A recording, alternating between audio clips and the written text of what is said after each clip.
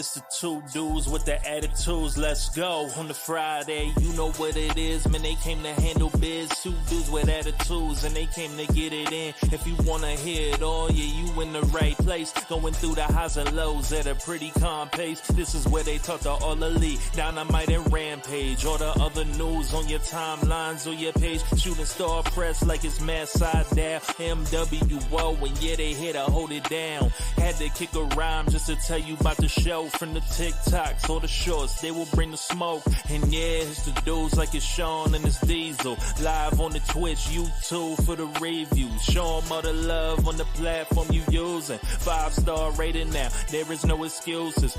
Welcome back or welcome for the first show. Two dudes with the attitudes, time to work, bro.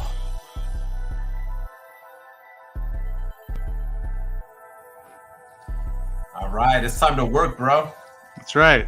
Man, that song gets me amped. Yes. It does. The song and looking at the picture of me and you as Sean and Diesel just gets me going. Oh, yeah. Me too. Me too. I can have a lot of alone time with that picture. It's a gorgeous, beautiful thing.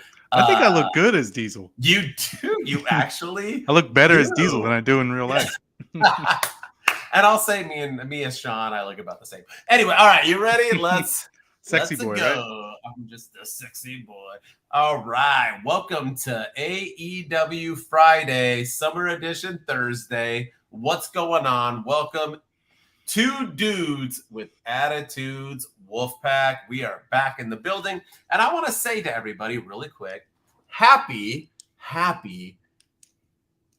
AEW Fight Forever nice. Thursday. It came out today, ladies and gentlemen. And why am I so excited for this? I just want to tell you, Shooting Star, I am as you can see, Nintendo Switch fan. So I am a hardcore nerd, right? I like wrestling. I like Star Wars and Disney. As do you. No, wait, I'm checking all the marks with you. I just finished Indiana Jones, and I'm going to watch it tonight. I'm true to my culture and to what I was born and raised upon. And I am Nintendo for life. I refuse to get an Xbox, refuse to get a PlayStation. But with that said, because of that, I'm not allowed to have wrestling games. There has not been a WWE 2K game on the Switch since 16. And I haven't been able to play any. So thank you, AEW Fight Forever, because you guys released it on all consoles. So I look who's not on the cover. Remember, CM Punk was he was like front and center. He was like only him. Yeah. And now we got everybody. We got a lot of my peeps on here. So there was a meme. There was a meme after the All Out incident with Punk where it was just Punk and the Young Bucks, and it was like AEW Fight Forever. That's funny. Yeah, that's funny. But I'm excited. I mean, we got Kenny Omega on here. We got my girl Jade Cargill. We got Chris I've heard Jericho. the game is awesome. Baker. Yeah. So because it's supposed to be like the old school N64 game. So like I'm the No Mercy game. Yeah. Yeah. So I'm super stoked. But I also heard there's a shitload of people not on it. They got like 50 wrestlers. I heard like Tony Storm, Daniel Garcia. There's like a ton of wrestlers who aren't even on it. Like I think you can like download them. I think that's I'm gonna have to pay extra like one day. But anyway, I'm just excited. I haven't busted it open yet, but tomorrow, my entire night, I'm literally gonna play until like 4 a.m. I'm gonna literally play AEW Fight Forever. I'll let you all know on my TikTok how it is, but I wanted to put it out there. I got it. I'll let you know on text. But yeah.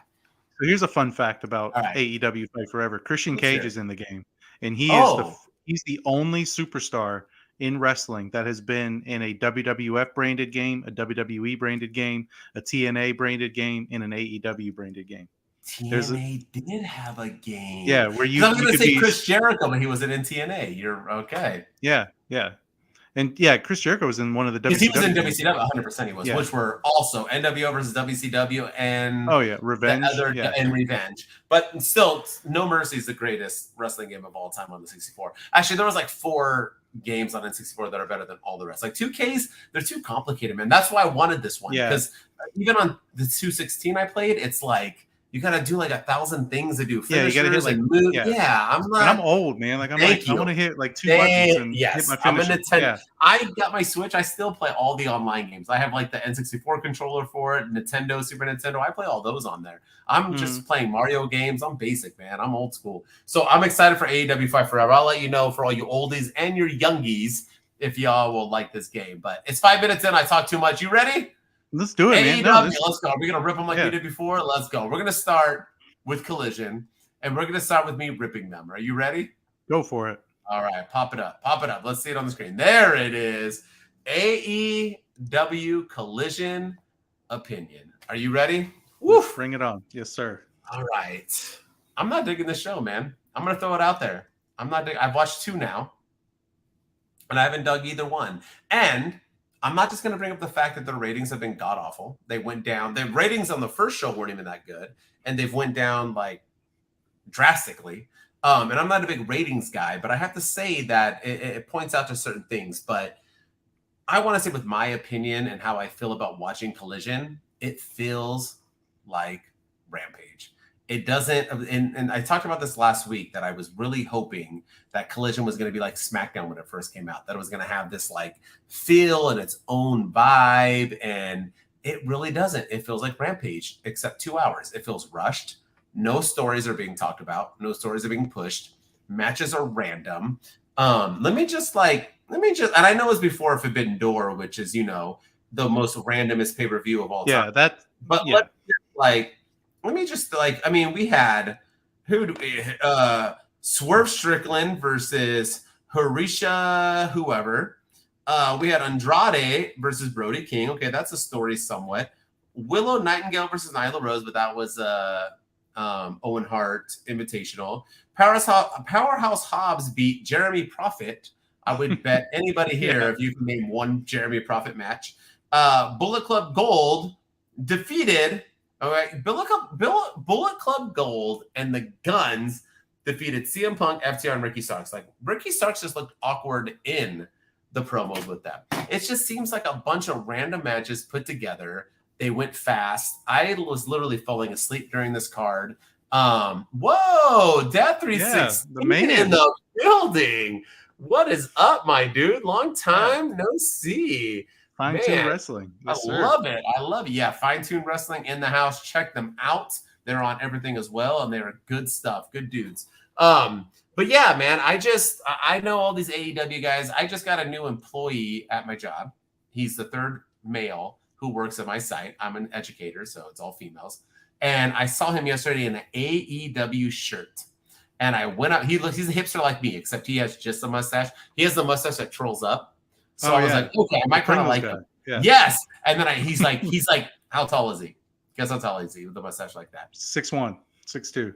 No, 5'1" at the most. Oh, he's like the short hipster guy. Hat like up, you know what I mean? Like the hat this, mustache like this. Okay. All Elite Wrestling shirt. I walked in today with my Becky Lynch shirt, and he was like, "Oh, they don't give people a fair chance in the WWE, and Jungle Boy would be buried in WWE." So he's that guy, but I love him because I just love wrestling fans, and now I can like talk to someone other than you about wrestling. I'm like you and Patrick, only 2 friends I had to talk about wrestling, but nonetheless, he's probably going to be mad at me for saying this. I gave him our podcast link, but I'm not getting it.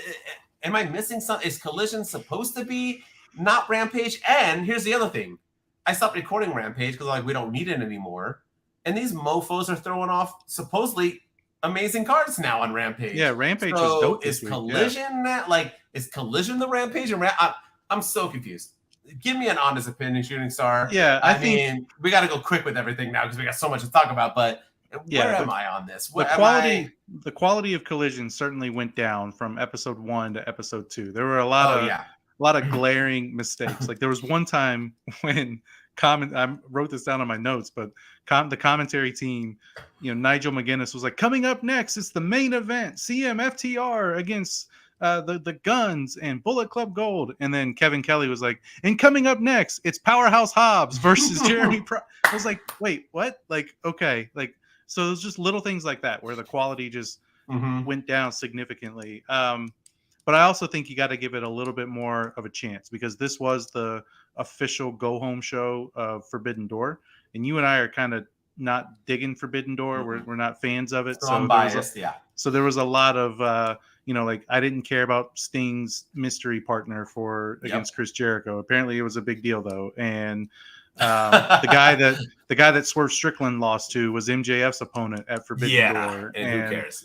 Yeah, and like, so yeah, I think we got to give it. But now, like, here's the thing too is like they're already taping Collision now. It's not live this week. It's actually filming tonight, and it's going to be airing on Saturday. So it's because I think it's Canada Day or something, and the entire country shuts down for Canada Day, and so yeah, good so like for them. Why don't we shut down for 4th of July? Yeah, you would think. Yeah. But it's like already the 3rd episode, and they're already starting to tape. They're not even going to be live, and so that's not good.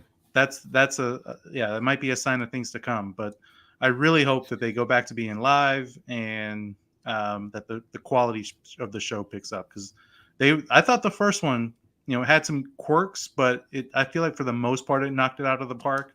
This one missed completely. This one was just, the match quality, the just the overall performances, and the commentary just didn't seem all that interested. So, and also too, like we said, we're kind of biased because we're not fans of Forbidden Door, and this was the go home show for that. So I'm gonna give it one more week to see if it improves, and I'm gonna give it a couple more weeks to see if it improves. But right now, like, the quality dipped significantly. Yeah, I'm gonna go the rest of my life because I'm gonna continue this podcast, and I have to read. Right, of course. But all right, yeah, all right. Well, we can go back to putting Rampage on. Just all right. Make our theme song make a little bit more sense. We don't even have Collision mentioned in there. But the highlight of Collision for me was the Christian Cage promo. That man, God bless America. He is fantastic. He is awesome. He came out, and the fact that he still thinks he is the TNT champion makes it that much better. Okay, he does, right? I was trying to figure out what was going on with it. Okay, and that's an issue too, because nobody called him out on it. Like, the commentary team didn't even say anything. Nope. They made it seem like they're like, oh, well, Luchasaurus did all the work for Christian Cage. He's taking all the credit for the work Luchasaurus did. But that's the story they're going with. But Luchasaurus is recognized as the TNT champion. The first question out of Tony Schiavone's mouth was, why are you saying you're the champ? Should have been, why are you saying you're the TNT champion when you're not? When obviously it's Luchasaurus. But no, I thought the promo he cut was great, where he talked about Kawhi Leonard being a close friend of his, and that's why he left Toronto. As a Clippers fan, I respected that. Yeah, and how Toronto is just. He told Kawhi to leave.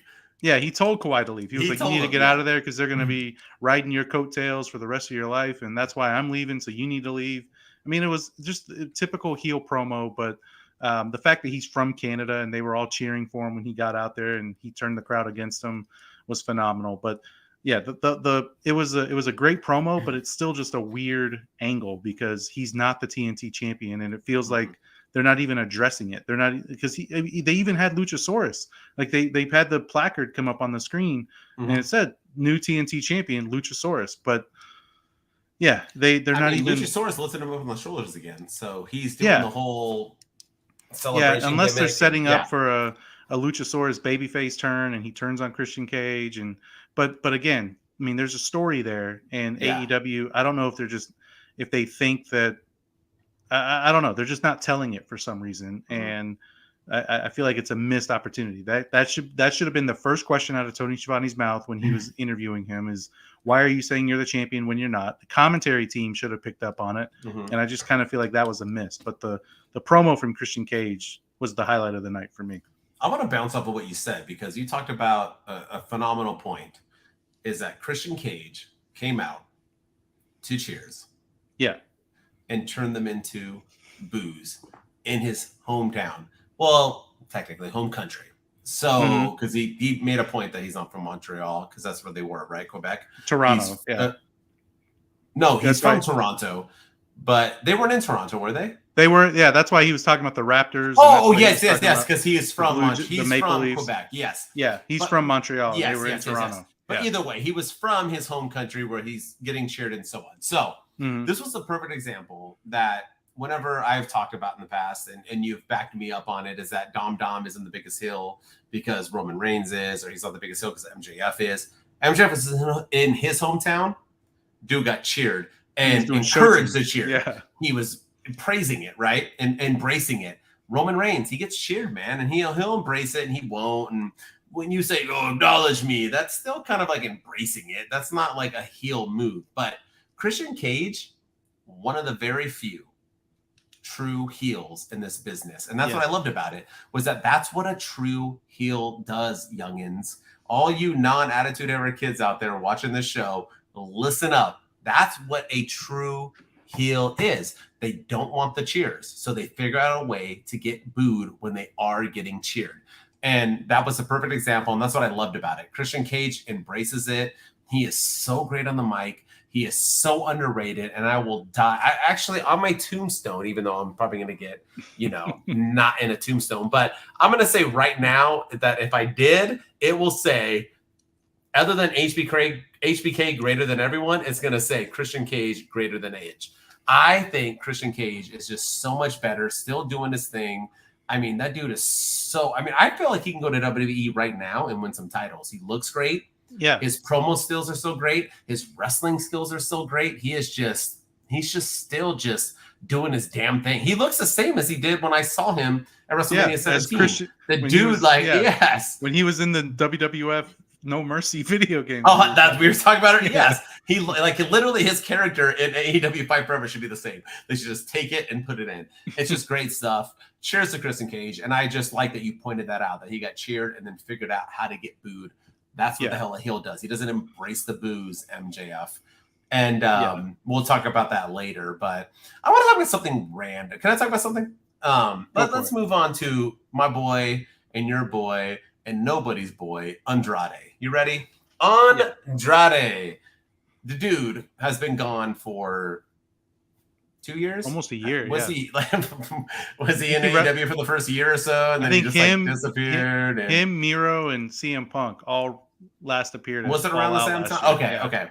So he's just gone, and now he's come back, and he wrestled Dom Dom's arch enemy, Buddy Murphy. And is it Buddy Matthews in AEW? Buddy Matthews. And beats him. And I'm like, okay, that's fine. You were a little upset with it because he's a trios champion. But what does he do next? He wrestles the muscles of and basically was about to win, and then Buddy Matthews had to come out and interfere to give him the win. But nonetheless, he was going to get the win, right? So that's back to back. I know we had Malachi Black in the background at the end of this one, kind of promoting that now he's going to lose next to him. But what are we doing? This is some Vince McMahon 101 booking where you have your champions lose in you have your tag team champions lose, or you have your tag team champions separate and lose single matches. Your trios champions, House of Black, is so hot right now. They're freaking Zoolander. You know what I mean? What was his name? Oh yeah. What was Hansel? Hansel's so hot right now. He's so hot right now. Mm-hmm. It's like House of Black is so damn hot right now. They are doing their damn thing, and you're gonna have 2 out of the 3 lose to Andrade. Yeah. To Charlotte Flair's finisher once again. That's his new move, I guess. Why? I don't know. I can evaluate the match and go into it. I don't want to. I just want to ask you, Shooting Star Press, why? Why are we booking Andrade basically just whooping up on the House of Black all alone? Why? What is this? Are we going to push Andrade after this?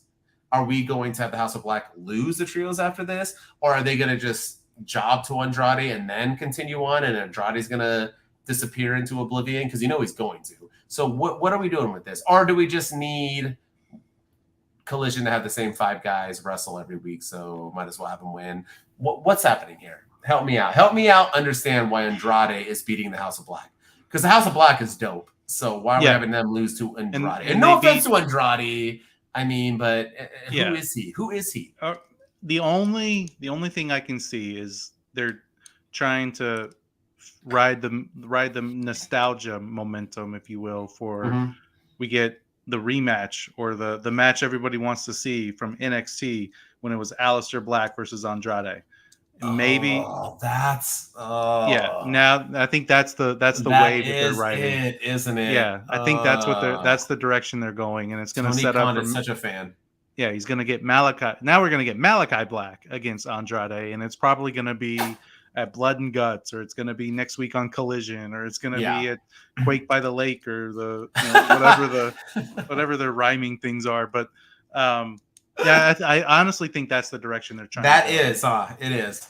Yeah, and that's why Malachi Black was in the background of the awkward closing of that. The whole stuff at the end was like the lights turning off, and then Julia Hart was holding up whatever she was holding up, and then and then there's Malachi Black on the screen, and then they go to commercial. I was like, is there supposed to be more to this? Like, did they go to commercial a little too soon? It felt like maybe Malachi Black was going to say something, and there was going to be like a video package or something, and where he's threatening Alistair or Andrade, but yeah, the whole closing to that thing just felt pretty awkward, and again, just goes back to the production quality of AEW sometimes.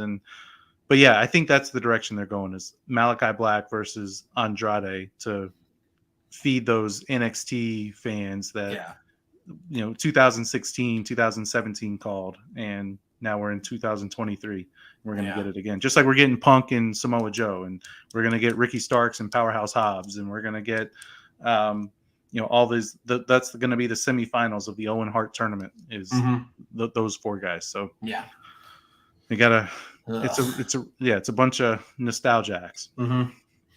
So, but yeah, that's where they're going. And then for me, speaking of CM Punk and FTR and Ricky Starks, they had the main event, and this was Punk's second match back in AEW, and he didn't look any better than he did in the first one.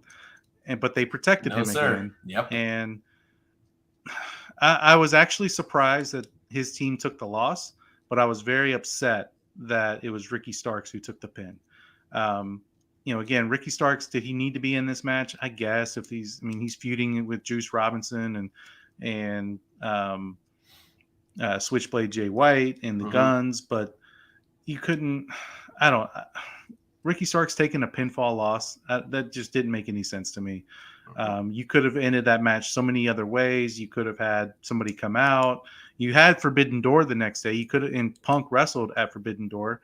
You could have had some build for Forbidden Door and have Punk's opponent in the first round of the Owen Hart Invitational come out and beat up CM Punk or something and end the match by disqualification, getting people pumped and wanting to watch Forbidden Door the next day. But they didn't. It was a clean loss for Ricky Starks, and I feel like his star is starting to fizzle a little bit. And this was a guy that was feuding with MJF at the beginning of the year for the AEW World Title. First person to go against him, right? Yeah. Title. Yeah. And then he had some great matches with Chris Jericho, and he Powerhouse Hobbs.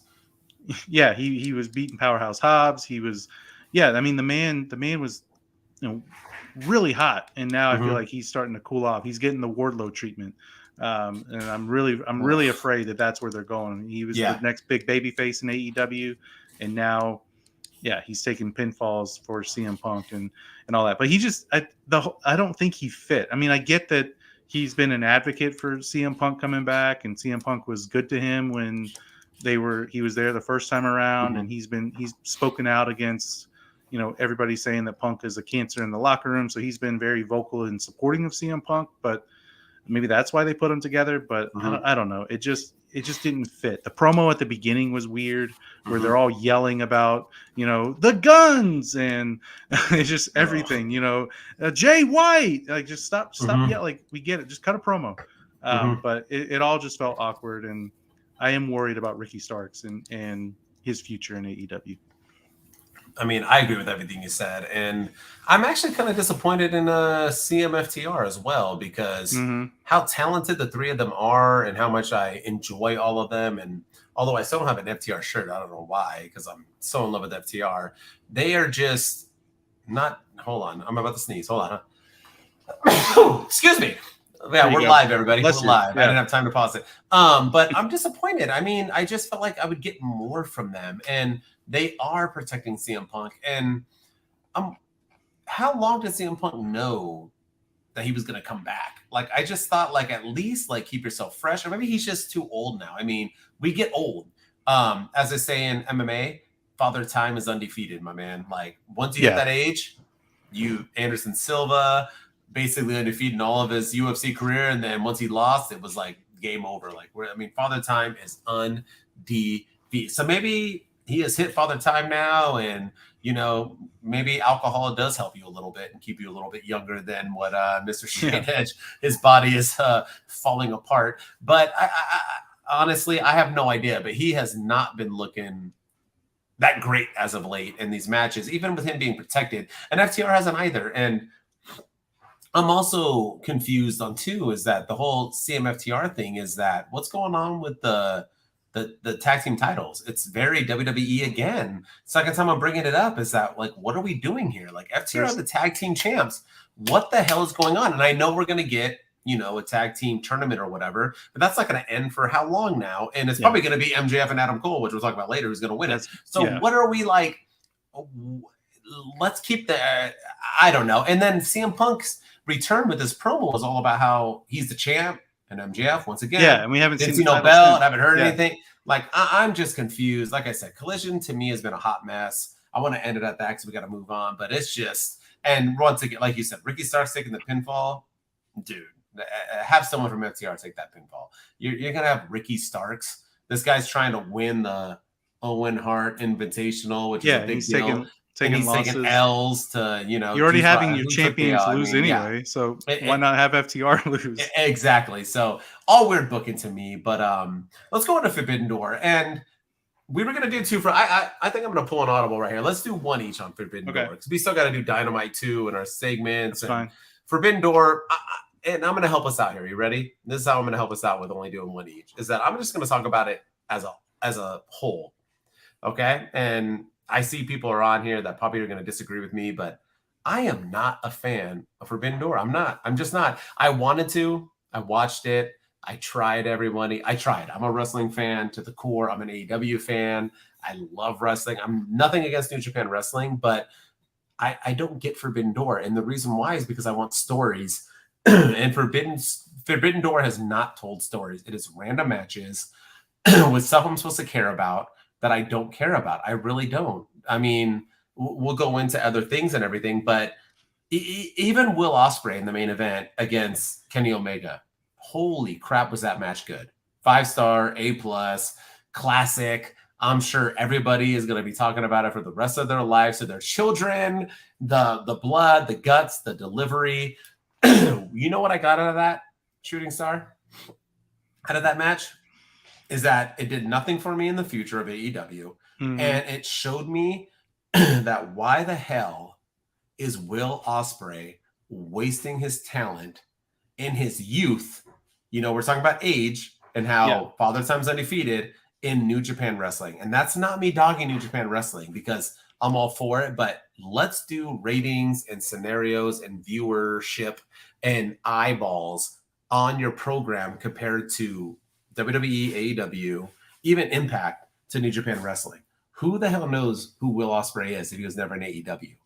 This dude is I'm gonna say he's a treasure as well. We talk about Kenny, Kevin Owens and amongst other people, but and Sami Zayn and all these treasures. But dude, Will Ospreay is. We already know Kenny Omega can go. I wasn't surprised by Kenny Omega going hard with Will Ospreay, but why is Will Ospreay being wasted? Now we just won the title, so he's gonna sit in New Japan forever. Get that mofo in New Japan in AEW now. Let him or sign him into WWE.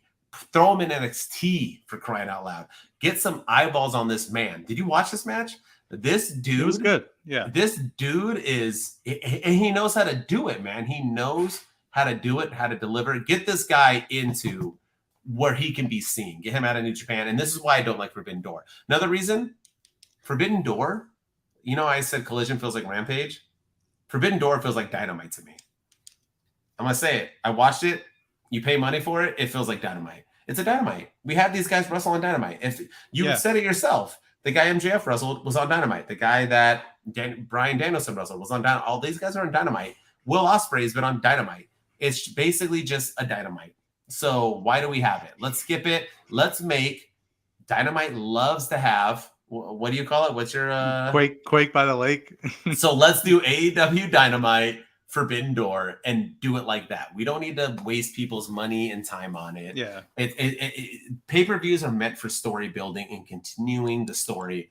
This doesn't do it. I'm sorry, y'all. Was every match great? Most were. Not all. Some were pretty whack, actually. The MJF match was mediocre at best. But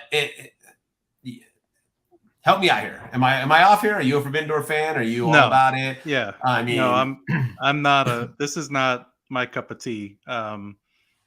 It's just not something that I enjoy. And again, we both, different strokes for different folks. There's people out there that love this stuff, and that's great. I like stories in wrestling, and my whole thing is Bryan Danielson made Okada tap, and I don't follow Okada in New Japan, but what's the payoff? What's it going to lead to with Bryan Danielson in the future? Is he now the number one contender for something? Is he what's next for him? We don't know. What's the payoff for all these other people that got big wins, and like what's next? What does it mean? We'll find out at Forbidden Door 3 when they have the rematches next year. But and all the same guys wrestle, right? Didn't they all wrestle the same in Forbidden? Like all the same dudes? Yeah, I feel the one person I feel bad for though is Adam Cole, because this is 2 years in a row he's missed Forbidden Door. He was out last year with his concussions, and did he have COVID? What did he? Is COVID still a thing? What did he have? Just a cold? I don't know. Yeah, I don't know. Apparently he had like a fever or something. So he didn't have his cowbell with him. So that's the only prescription for a fever is more cowbell. Oh, you just ate yourself like me. Sir. Thank you. Bring it. Yes, sir. Thank you. But yeah, I'm just not a fan of Forbidden Door. I'm not feeling it. I will say that the highlight of the night, and Dad Hat's in here, and he's one of our favorite people, and he said that the highlight of the show was Joker Sting's return. I love that. But that was a nod. Do we have all the dads in the building? All the dads are in the building. Dad Hat, we got 4 dads in one place. I miss Dad Hat. I miss Dad 316. It's like old school. Let's bring it back, fellas. But yeah, that was one of the highlights of the show, because I love Joker Sting. He's one of my favorite versions of Sting, and I wish that he would play that character a little bit more often. But for me, the highlight of the night, and this kind of shows you just maybe how much I enjoyed the show, was Jungle Boy's heel turn.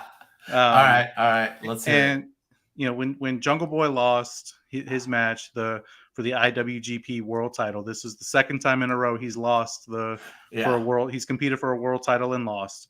Hook helped him up and tried to carry him to the back, and Jungle Boy clotheslined him and turned his back, and Jungle Hook is no more. And I'm actually excited about it. I didn't like the way the heel turn went down, but I'm actually excited about it for 2 reasons. Number one, it gives us a new version of Jungle Boy. And you'll talk about it when we get to Dynamite, I'm sure, but because he cut a promo. And I don't know what it is about heels in AEW, but when they turn heel, they have to wear a brown leather jacket. I don't know. Like Christian Cage has, Christian Cage had one when he turned heel, and now Jungle Boy has one. But I mean, and I'm excited for it about Hook too, because I think this finally gives Hook something to do on the AEW roster, because he's a stud, and AEW has not used him well at all. He's been floundering around with the Hardys in the Ultimate Deletion match with Moni McGee. At the compound. That guy. I like how Homegirl did it. Who's big boobs McGee? She did it. She was and then she was like, I was just copying them. Yeah. That was her name. Yeah. And then and then Hook was with Danhausen for a little bit, then he was with Jungle Boy for a little bit.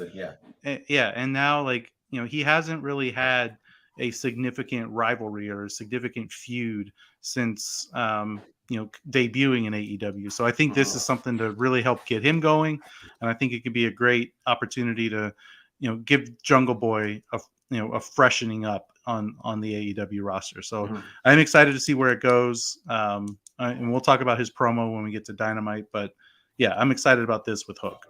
I agree with you, and man, for all you TNA fans, not even Impact, TNA fans, Joker Sting was back, baby. He did it. Yeah. And it's funny because I'm assuming that most kids don't even understand what Joker Sting is, because haven't they even seen The Dark Knight? Like, are they understanding that movie? And it was so cool because when Sting did that, I remember how stupid I thought it was when he first did it. I was like, but he did it well. That was my floor down. Yeah. Oh my gosh. That was my favorite thing ever, and he brought it back. And let's give props, right? Because Sting is, 96 years old, and he is still doing some sick falls, man. Some dives, going through the table. He's still doing his damn thing. Props to Sting. I mean, it's funny because him and Jericho can't be that far apart. They've been wrestling around the same amount of time, but yet he looks about 75 years older than Chris Jericho. And it's just amazing seeing them two. I'm not a big guy when I see two oldies get in the ring together and getting off on it, but damn, I was like excited to see them two kind of bumping heads and going at it on Dynamite, but they did on Dynamite, but Forbidden Door. But no, I got to give you the props on Jungle Boy too, because it came out of nowhere, right? It did. I wasn't thinking it. I wasn't like, who's going to turn next? Jungle Boy. That's who's going to turn next, because you don't think it because he's just such a blah. I know there's Jungle Boy fans out there. The dude I work with now, he's like a Jungle Boy fan. Yeah. He's like, he was kind of upset he turned heel because he was like, I love Jungle Boy. I'm like, you love Jungle Boy? Like literally, like I love Dylan McKay. I'm going to tell you right now, that's his dad. In case you didn't know, Dylan McKay. Oh, of course, yeah. 90210. I literally 8 seconds to this day. Hell yeah, that's my sex life. To this day, I still want. I always win. Yeah. I was talking about bull riding, but hey, when you ride me, it's a bull. But here's the thing, right? To this day, I still want to be Dylan McKay. Dude was in high school, lived in a hotel, had a house all to himself, a Porsche. Dude was living the dream, man. Dylan McKay was like the dude, hooked up with Brenda and freaking Jenna. What was her name on the show? Brenda and Jenny Garth. Yeah. What was her name? Either way, hooked up with both of them. Yeah, he was a stud muffin. All right, find it out. But man, like Dylan McKay. So I was a fan of Jungle Boy when he came over because that's Luke Perry's seed, but he's been stale. Kelly Taylor. Kelly, duh. I did not know that. Kelly, Brenda and Kelly. But here's the thing. And let's fade in because this is we'll fade into Dynamite right after. I'll go right into Jungle Boy because here's the thing, right? I've always said it's hard to be a what shooting star press in wrestling. Heel. No, it's hard to be a babyface. Babyface, yeah. It's easy to be a heel when you're failing as a babyface. The Rock, Dominic Mysterio, Roman Reigns. It's hard to be a babyface. What do? You become a heel. Mm-hmm. And you become a star. And this is what I'm going to go into. Jungle Boy, let's go to Dynamite. He came out and cut a promo. Your jacket that you were talking about, the glasses. But he came out, right? His hair was different. It was like more bunned up. He was like just doing his damn thing. And he walked out. And I was like, oh, God, this is going to be bad. This is going to be awful. And it wasn't. Let's fine tune. Dom took a while to kind of figure out his niche, and he's still getting there. It's going to take a while. But from the promos that he was cutting when they were doing the 4 Pillars match to that promo, rewatch them.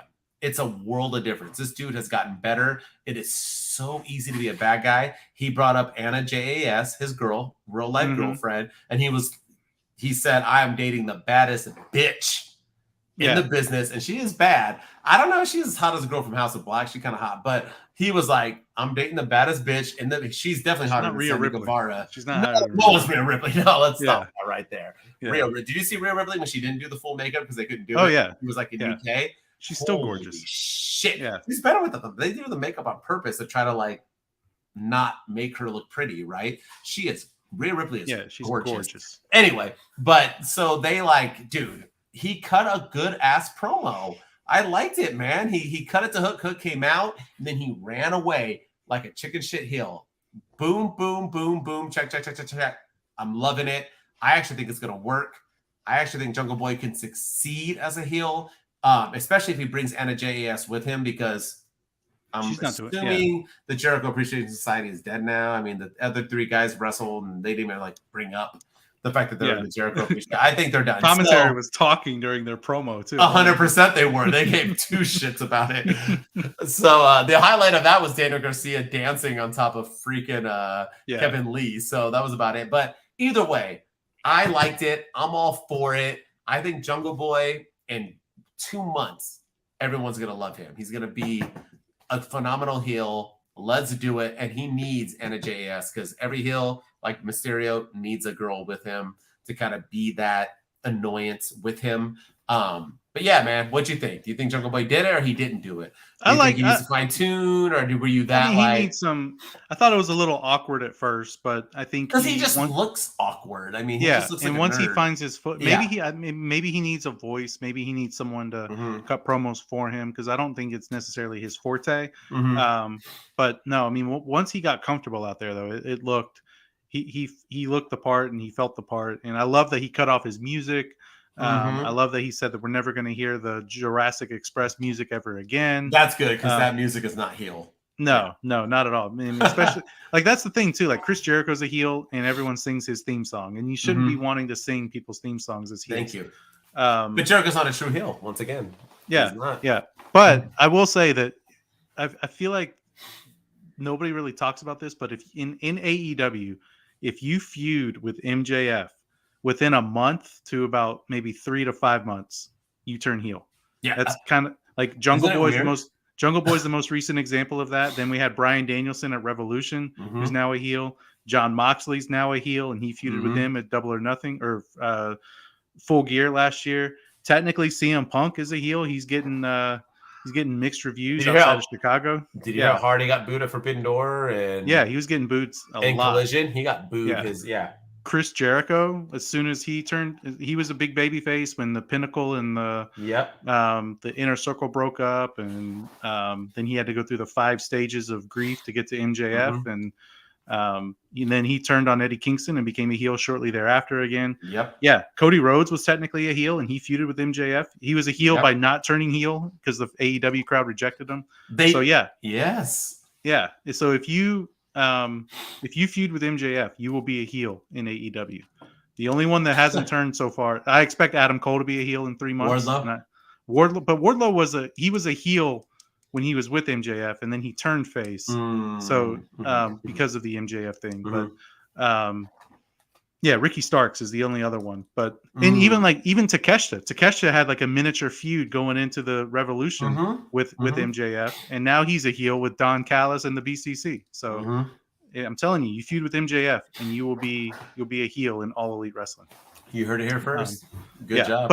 But no, I love the promo, and I think Jungle Boy will be a damn good heel in AEW. And I almost want to say that I think him and Christian Cage should get back together and let them be heels together, and let Christian Cage do a lot of the talking. I think if Jungle Boy's promos aren't really his thing, let Christian Cage do the talking for him. Do some Star Wars shit where it's like you finally realize you're the dark side. Come to the dark side. Let him be the Emperor. Let Jungle Boy be, Darth Vader. Let him come to him, right? I like that. Yeah, for sure. I'm down for that. For sure. And then we talked about it too with Sting. I want to talk the main event. Sting, man, he jumped off a ladder onto 2 tables. Looked like he really hurt himself, and then apparently he cut a promo afterwards and said that he lost a tooth, but he's fine. I didn't hear that. Nice. All right. Yeah, it was like off the air. It was like between when Dynamite goes off and Rampage comes on, he cut up promos. But yeah, the main event was the Painmaker, Chris Jericho, who's just Chris Jericho in face paint. He's like the demon all of a sudden. Same theme song and everything. Yeah, he's 3-0 on Dynamite when he wrestles apparently, but not anymore. It was him and Sammy Guevara against Darby Allin and Sting, and they're good now. Him and Sammy now have no beef. They're like, and I kept thinking this whole match. I was like, okay, we saw Jungle Boy turn heel. Now we're gonna see Sammy Guevara turn face. He's gonna turn on Jericho. He's gonna cost Jericho this match, and this is what the feud we're going to get at All In or All Out or Blood and Guts or whatever they're doing. But no, it didn't happen. And I'm just, it's making me wonder, is that the direction that they're going or what? But I thought this match was, it was entertaining. I thought Sting. Long. Yeah, it was really long. I mean, it went over the normally when they say, we're going to stay with this match all the way through, no matter what, normally it ends at 10:58 or 9:58. And I'm like, okay. But this time it went over and 30 plus minutes, I think. Yeah, it was good stuff. And I'm not a fan of Sting, every time he takes a bump, I cringe because of what happened to him in WWE when he broke his neck against Seth Rollins, and the fact that AEW is just letting him do this stuff at 60-something years old. I mean, it says a lot about Sting as a wrestler and says a lot about AEW and everything. But I liked this match. I thought it was a good way to close the show, and yeah, I mean, really not much happened. I mean, but it was just a good way. Hopefully, I mean, maybe I don't think this Sting Jericho feud's over anytime soon. I think maybe they're going to have a singles match now. Maybe it's at the Blood and Guts event, or it's at All In the UK, or maybe that's a retirement match, and maybe that's Sting's last hurrah. But I don't know. I like this match. I thought it was a good way to close the show.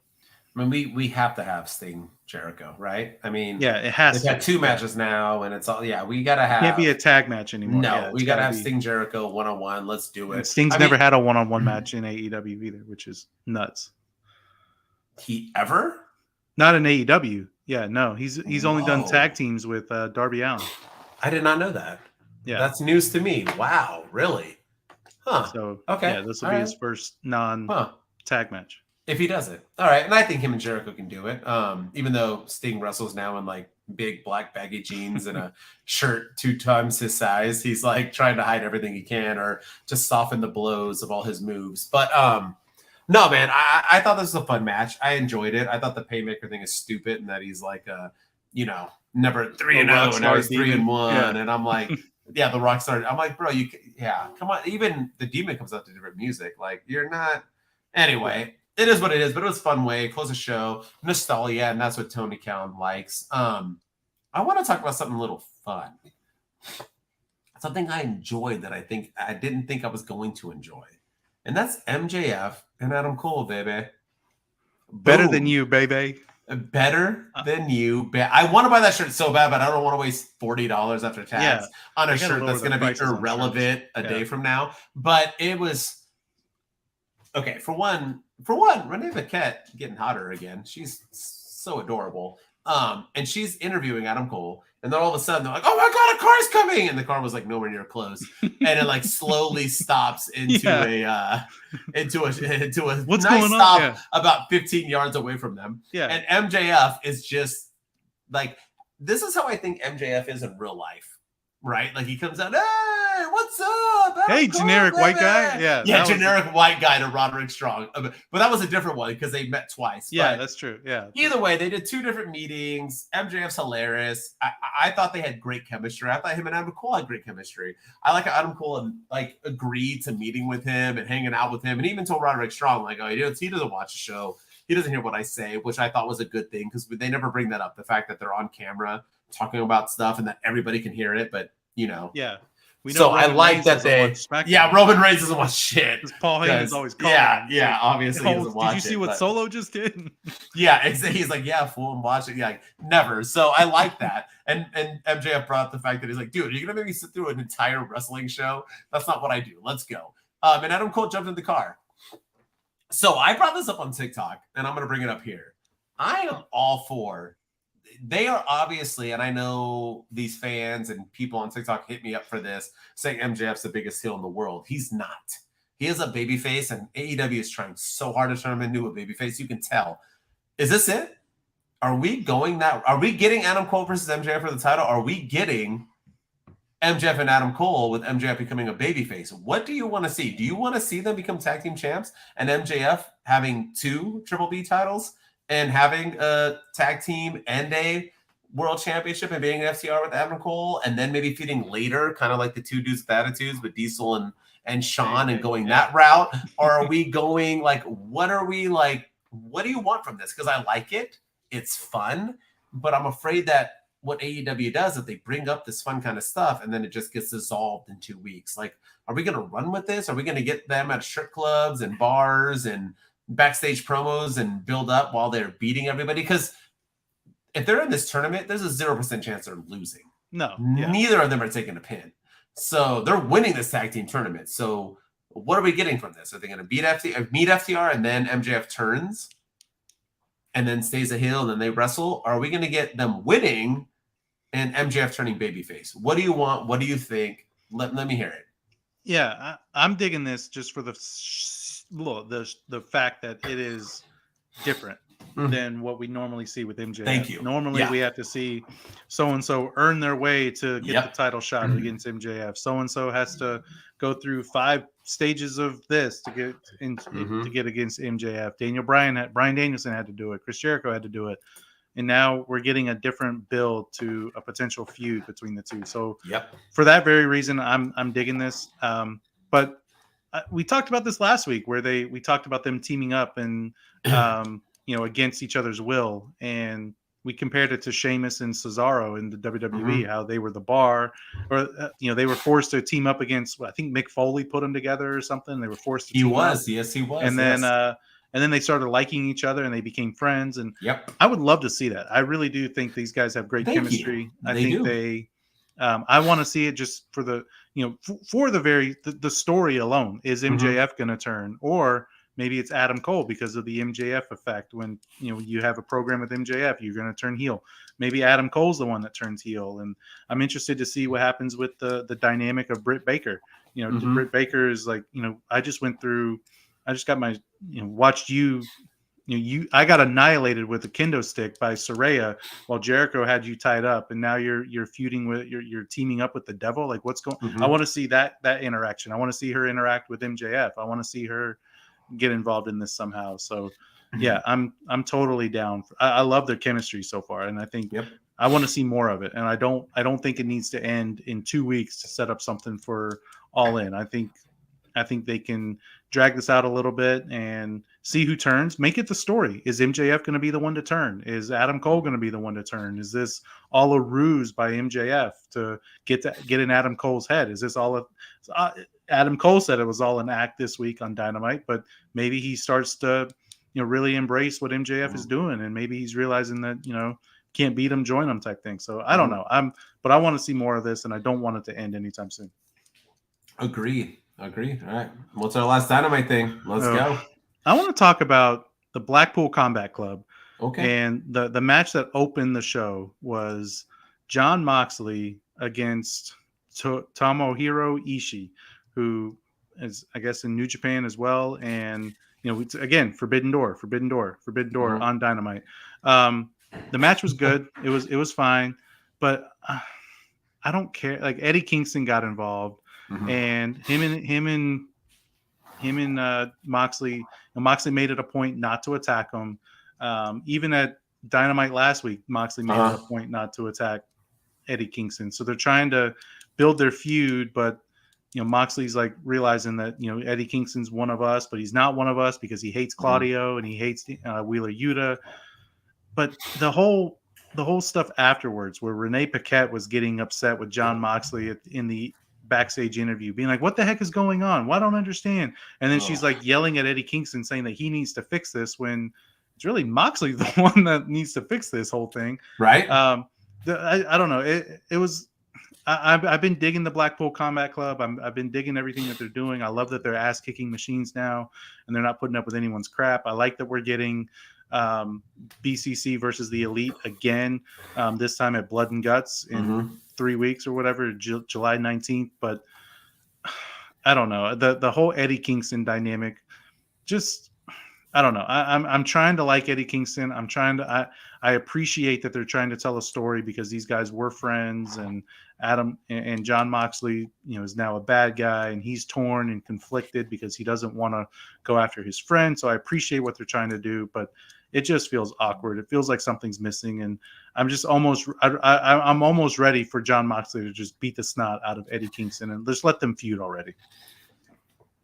I agree. And did I miss something? I mean, I've been watching AEW since day one, but I'm old, so maybe I've forgotten things. But when were Eddie Kingston and Jon Moxley best friends? Yeah, this happened. Is this like a movie where it happened like without us seeing it, and it just got like brought up? Like I'm confused on when they, like, Renee Paquette, like Moxley's wife, has to get involved. Like, when were these two like? Yeah, they were, before Moxley went into rehab. They were like they were two BFFs. Moxley and Kingston they had each other's backs. Okay, Moxley, so they did. So I am forgetting. Okay. Yeah, they had. I mean, they never like teamed up. They never were like a tag team or anything. But they had each other's backs. And, got it. And then Kingston got hurt, and then he kind of went his own separate way. And then Moxley went into rehab, and then he came back and started feuding with Danielson. And if you remember last year when Eddie Kingston got involved in the Blood and Guts match last year, and that's when he started beating up Claudio because he was torn on Jon Moxley then too. So yeah, but apparently they've been friends for a while in AEW. Okay, so much so that the wife has to get involved, and she's so upset by it that she's gonna ruin her job or maybe be fired by cutting through her like interview and intervening. Yeah, and then yelling at the wrong guy too. Like, why are you mad at Eddie Kingston when he is trying to fix it? Like, it was all of it was awful, and they also were like ignoring Renee. So I was like, is she supposed to be doing this? Because she was like trying to get Moxley's attention, and he was like still going at it, and she kind of like shoved him off screen, and then went at Eddie Kingston, and Eddie Kingston was still kind of like, the whole thing was awkward. I was kind of upset that the BCC lost at Forbidden Door because they had some, and I know that not every loss affects you that way, but they have been once again so hot. Why have them lose? Did they need that win? The Elite, did Hangman need that win? People still gonna like him. I don't know. I thought it was kind of weird. And where was I know he's injured, but where was Daniel Bryanson through all this? Is he Bryan Danielson? Is he disappeared? Is he not there again? What? I don't know. I love the BCC, but it was all kind of weird. It was a weird promo, weird segments. Let's see where it goes. I mean, Kingston he looks like a hot mess. He looks like and Kenny Omega wasn't there either, and the Young Bucks and Adam Page had a match against the Dark Order, and the Dark Order didn't help Adam Page when they were getting beaten down by the BCC. So it makes me wonder if Kingston's gonna partner with the Elite because Kenny Omega probably won't be back, or maybe he's gonna go after Takeshita, or he's gonna go after Don Callis and focus his sights on that. So yeah, I could see Eddie Kingston teaming with the Elite in this match coming up. I'm glad you brought up the Dark Order because I was so upset that they were doing that to the Elite, not the Dark Order.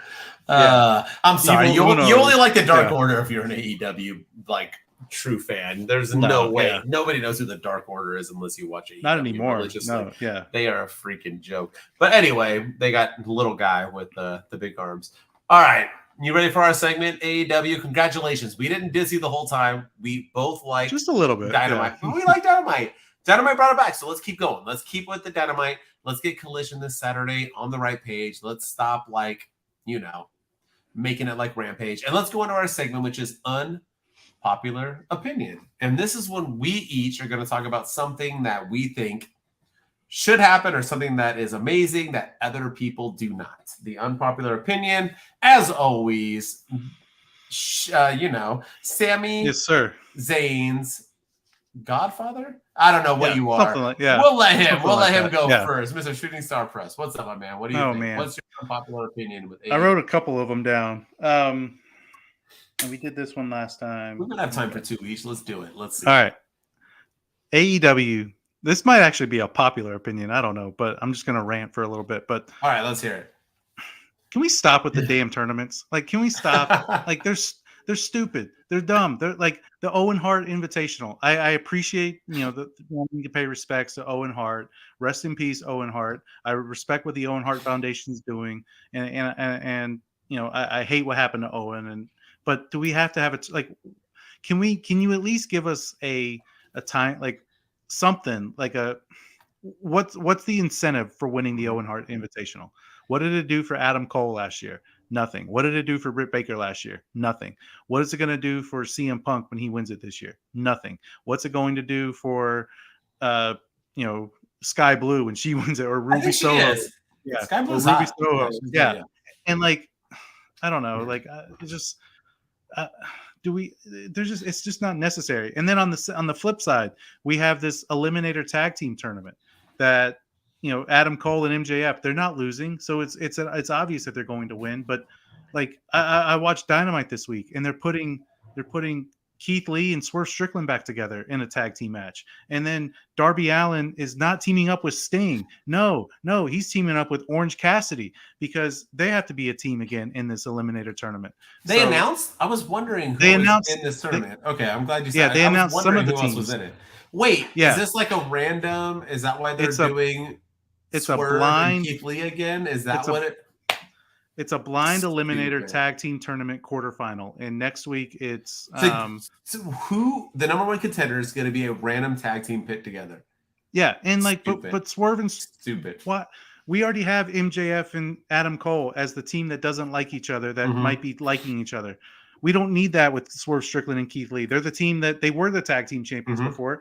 Swerve Strickland turned on them, and now they're putting them back together. They've been feuding, and Keith Lee has been teaming with Dustin Rhodes and and Adam Cole and whoever else. And lately, he's been teaming with Orange Cassidy, and now he's going back with his tag team partner. And there's no build to it. Swerve Strickland didn't come out in the 6-man tag this week with Orange Cassidy to help his new partner. Apparently, Darby Allin and Sting were in a tag match this week, and now like he's just gonna ditch his boy and go back to working with Orange Cassidy. What happened to the best friends? Like, where are they right now? Like, I don't know. We don't need these tournaments. They're dumb. They serve no purpose. All of this just to potentially lose to FTR. What if Adam Cole and MJF don't win? Then you're going to have a random tag team against an established tag team. Like, I don't know. Yeah. We don't need this. It's dumb. All of it is bad, and I don't want to see it.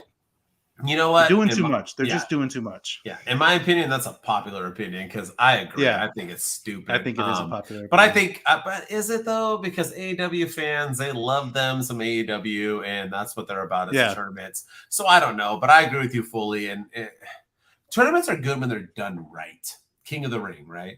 That's done right. But I mean, I agree with you. Let's get rid of these tournaments. I'm over it. We have 3 tournaments going on at one time. That's what I mean. Like, what's the point? What's the point of this right now? Yeah, I fully agree with you. All right, you ready for mine? Yes, sir. I'm going to give it to you. Ready? I'm going to go hard, too. Just for you. Just for you. Go for it. I'm going to go hard. No softness, no foreplay. Going hard. You ready? All right. Come on in. After and I'm all out. Wait, no, I'm still in. Okay, let's figure it out. All right, so after Collision, they've been on twice. The ratings are piss poor. People don't care. I'm going to say my unpopular opinion is that CM Punk isn't that guy, dude. He isn't that guy. We talked about this, and you said CM Punk, bringing him in, it's going to kind of help those ratings, help those seats, help the, people care. And maybe it's because he's not there yet, and he's not wrestling. He's not in wrestling shape, Rock. But he is... I mean, you bring back Randy Orton, who's not in shape, and you put him on Collision, that's getting 1 million views each Saturday night. Maybe Collision also, we talked about too. Why did you put it on a Saturday? Saturday's the worst night you can put a wrestling show on as a weekly show. We said that, so maybe that's the reason. But I just feel like CM Punk is not that guy. I think people don't care. I think people are over him. And I don't think it was just even before when Triple H and Vince wouldn't let him headline a WrestleMania as the guy. Because in my opinion, he was the guy then. They didn't even let him headline WrestleMania in his highest moment. I think that the whole backstage promo and the elite beef has hurt him a lot. And I think CM Punk just isn't that guy anymore.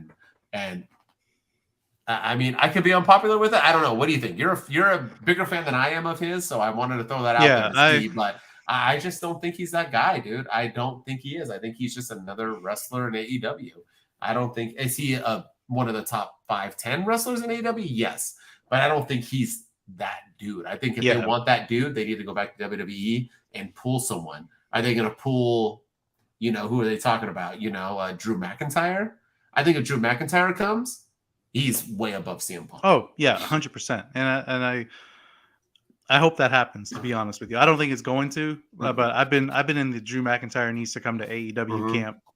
Probably riding solo on that bandwagon. You have, for a while. But I'm all in that. But yeah, I'm in agreement with you. I think CM Punk is still one of the 5 to 10 best wrestlers that they have. He's still one of the best promos that they have. I just feel like they're the way they're using him, where they're booking him to be this unstoppable monster, this guy who cannot be beaten. And when I know kayfabe is dead these days, but we saw this man get his ass kicked twice in the UFC. Yep. So I think that hurt any credibility that he may have had.